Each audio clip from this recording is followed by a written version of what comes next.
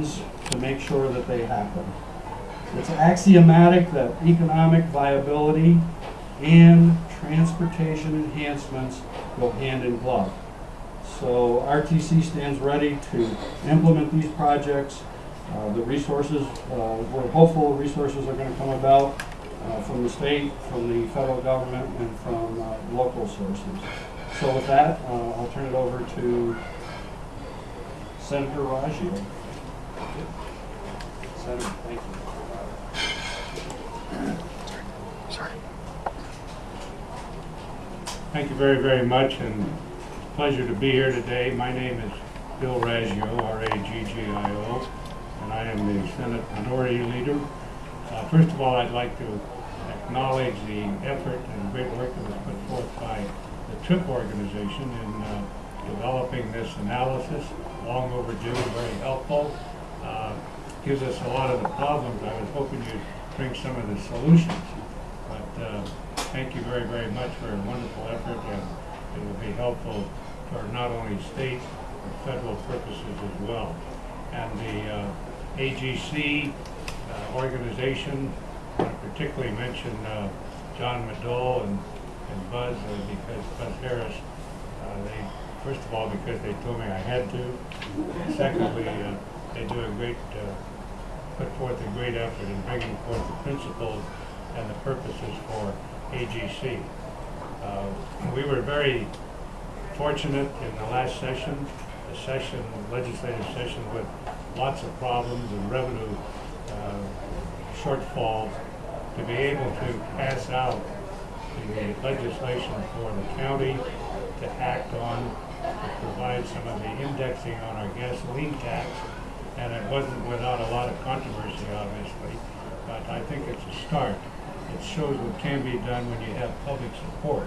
It was backed by the public, there was a public vote on it, and I think it's a good indicator that the public understands, generally the majority of the public understands the necessity for upgrading our infrastructure.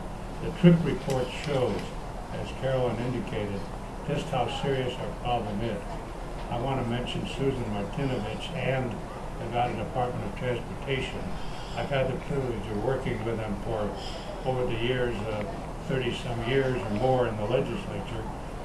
Susan's not quite that old, but has taken on a leadership position, and her efforts, along with her predecessors, have been outstanding in working with so little and accomplishing so much.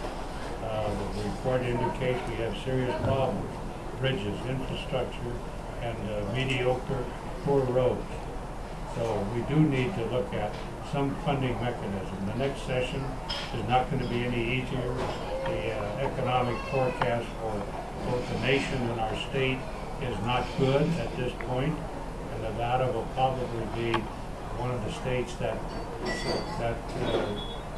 realizes an economic recovery maybe later than earlier. And that's not fortunate for us, so we do have to understand the need. We are fast growing. We have a population now looming towards 3 million people here in just a few years, and 110,000 square miles to maintain, with urban congestion to a point here in Reno, but certainly in southern Nevada. So we're all mindful of the needs of this state, and this is very helpful. I appreciate the report bringing it into focus. Now we have to understand how to deal with it. And I'm going to urge public support throughout the state that this is an important cause in our economy. Without infrastructure that will support what we're trying to accomplish in the state, whether it's economic diversity, better education, better way of life, we can't do it without an appropriate infrastructure. So thank you for recognizing the need and bringing it forward. Thank you.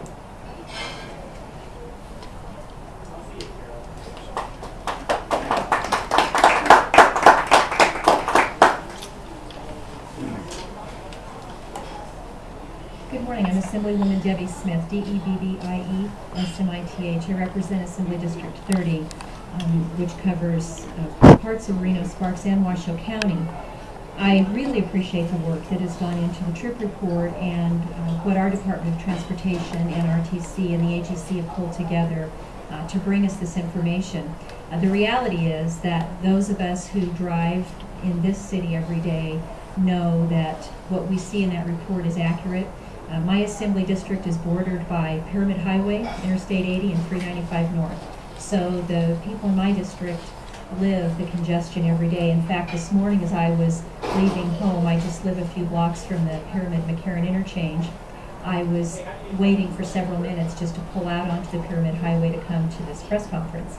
And during those times, you just have to realize that the congestion is causing people to be late for work, to be rushed, to be stressed. It's causing cars to sit and idle. And we also know that there's a lot of accidents involved in an intersection with that much traffic load. And while we know that we've been able to maintain the roads in the state fairly adequately, I think the trip report shows that our surface conditions are pretty adequate. We know that we are not building capacity in this state, and particularly in the Washoe County area, to allow for the smoother movement of the residents in this county.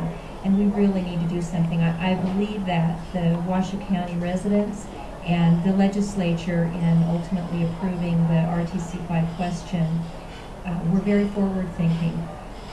As was indicated by the other speakers, and especially Senator Raggio, for our economic development efforts to continue and to improve, we have to build that capacity.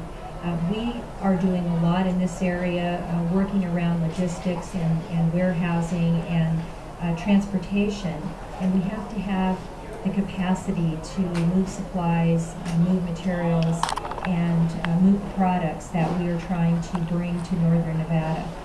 So it is just imperative for us that Congress reauthorize the transportation funding. We're in a critical period right now, and we need to make sure that happens. We were fortunate in this state to receive over $200 million in stimulus funding, and as chairman of the Stimulus Oversight Committee in the legislature, I believe that our transportation department is doing a very good job of moving those projects, and they've done a good job of making sure that the impact has been statewide and not placed on one project. It's taking a little longer to get those jobs moving, but we know that they are, and we know that people are going to work.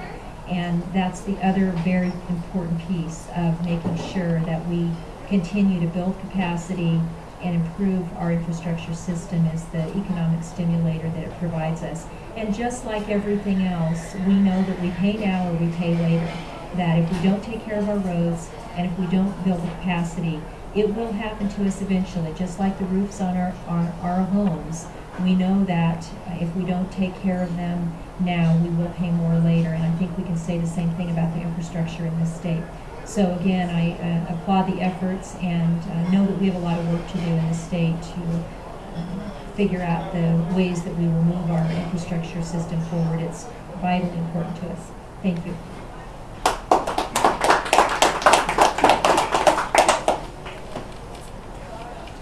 We're open to take any questions if anyone has any questions or comments. Thank you very much for your time and attention to this important issue.